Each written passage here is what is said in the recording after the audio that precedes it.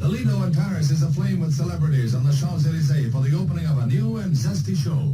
Everybody who is anybody is there. The Duke of Windsor heads the notables, which include Michelle Morgan and the famous mustache of Salvador Dali and veteran Maurice Chevalier. The show itself scores an instant hit for the festive season, as well as the dancing which follows. Author Francois Sagan sets the pace for an occasion that is truly Parisian, truly festive, and in every sense, a success.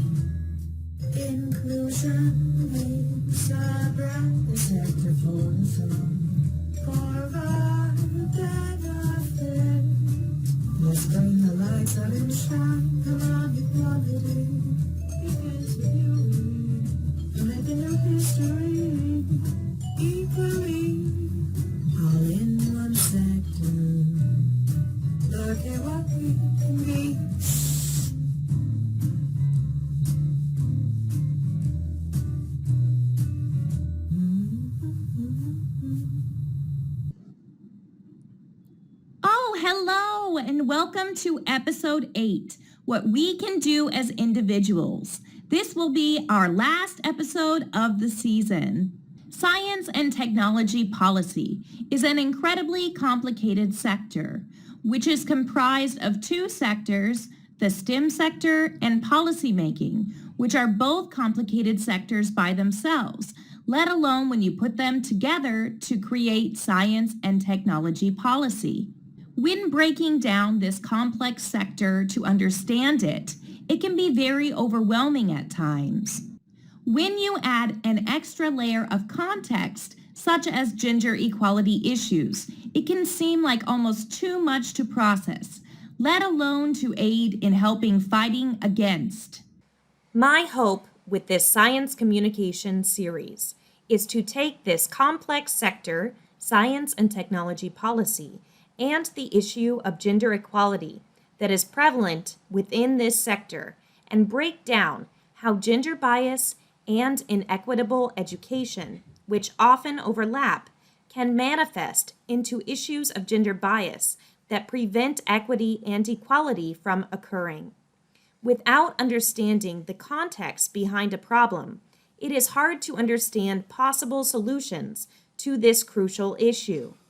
Even once we start talking about possible avenues for fighting gender bias and inequitable education, that is the backbone of the long-standing issue concerning the lack of women in science and technology policy, it can still seem overwhelming in the sense that there is nothing that we as individuals can do to help aid in this issue. Let's pass the microscope to the science and technology policy lady to tell us more. She is waiting for us in the cafeteria for our last lunch together of the year. Hello and welcome. So happy to have you for lunch. First of all, and I can't stress this enough, the majority of the responsibility lies on the heads of governments, institutions, which include public and private schools and universities, as well as organizations to implement and sustain policies that will help retain and keep more women studying and working within these sectors, STEM and politics, that lead into science and technology policy, and also on the heads of those within the science and technology policy sector itself. While the responsibility lies on them to make sustainable change, there is also a lot of power that we yield as individuals, especially if we come together collectively. It is crucial that we focus on obtaining more women in this sector as soon as possible, because issues such as COVID-19 and climate change have already set us back significantly after making gains. Here are some ways that you can join the fight as an individual. Vote. If you live in a democratic country, your vote can be crucial to picking candidates that will make gender equality in this vital sector a priority. Kim Whaley, author of What You Need to Know About Voting and Why, states, if voting didn't matter much, foreign governments wouldn't try to influence it. And if voting didn't matter much, we wouldn't see efforts in America to make it harder for certain people to vote. Your vote does matter. This is true for any democratic country. Your vote matters, and who you vote for is key in putting these issues at the forefront of their responsibilities as a leader. Half of the science and technology policy sector regards those in policy-making positions. Voting for advocates of gender equality in politics and STEM will help advance women in science and technology policy. Volunteer. Are you a female who works in a STEM field looking to inspire and encourage girls? Did you have a mentor who encouraged you to pursue your science or engineering interests? Be that person for young girls and their families by volunteering as a mentor with STEM Like a Girl. Not in a STEM field, but looking for an opportunity to impact girls and their families through fun hands-on science and engineering activities? Consider volunteering at a workshop led by STEM Like a Girl. Coder Dojo is a global movement consisting of more than 2,000 free volunteer-led programming clubs for young people. Anyone aged 7 to 17 can visit a local dojo to learn how to program a website, create an app, and explore technology in a fun and social environment. You do not need to be a programmer to mentor at a dojo. A lot of mentors are attendees' parents who have no technical experience at all when they start. Dojos benefit from having mentors with different skills, backgrounds, and levels of knowledge who provide support and encouragement.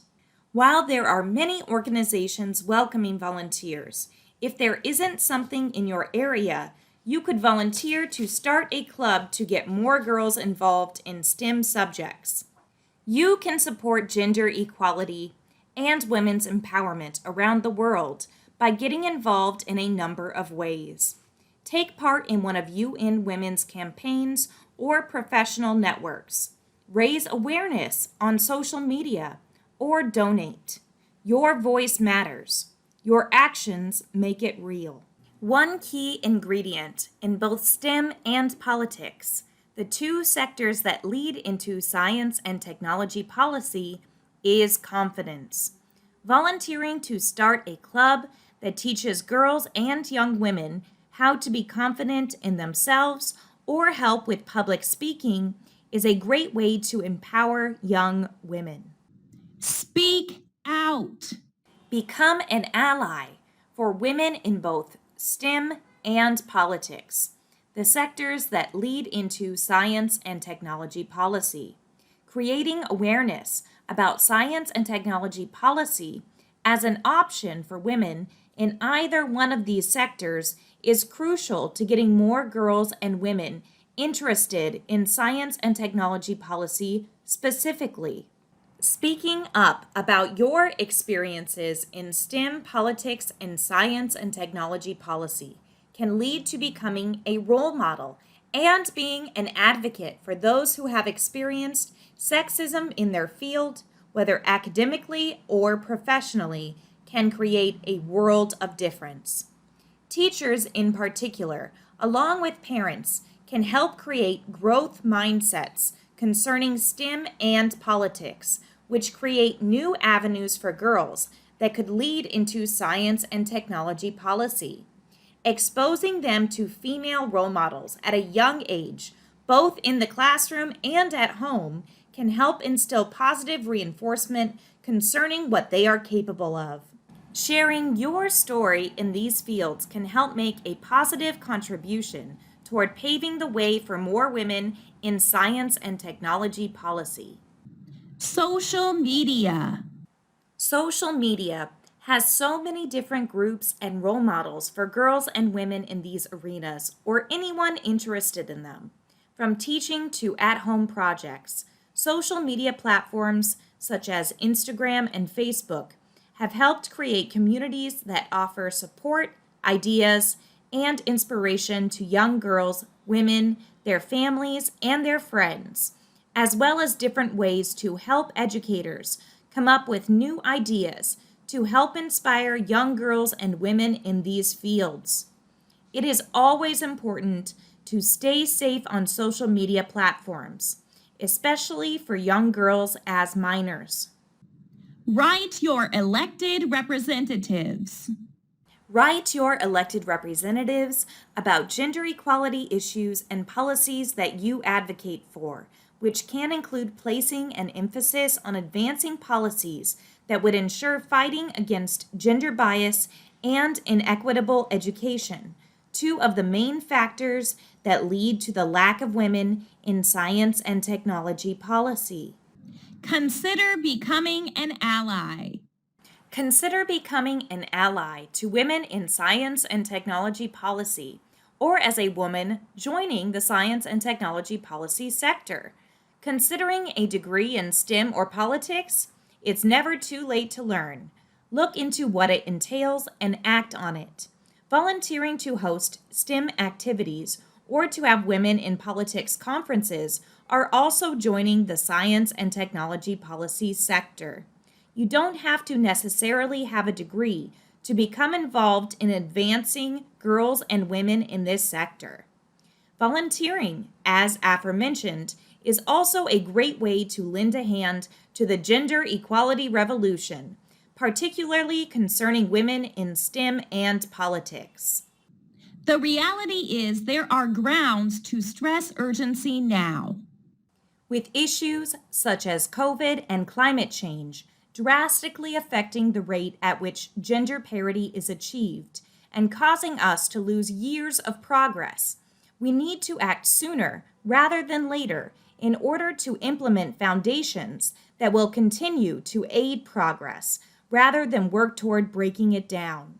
The COVID-19 pandemic has raised new barriers to building inclusive and prosperous economies and societies.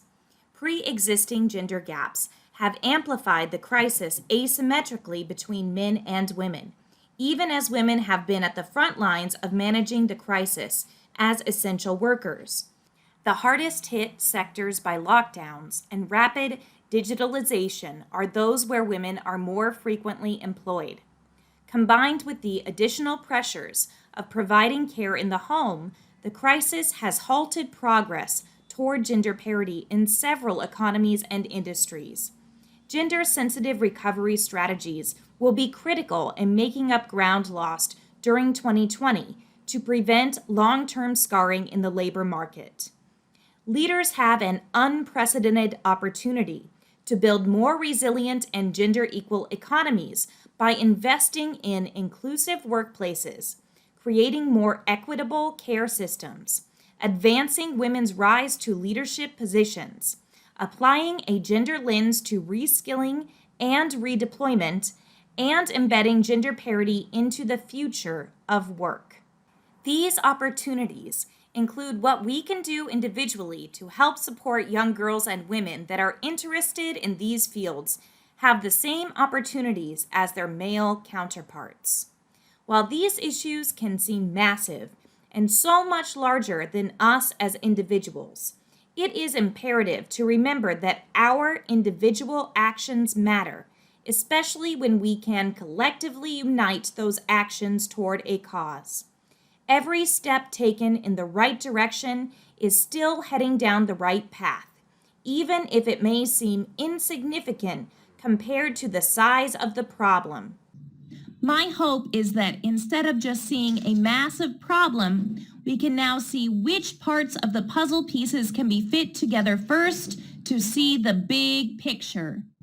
Well, that is all for this season. I look forward to seeing you next season, and be sure to nourish what you put into your mind as well as your body in the meantime. Facts for lunch from a real lady.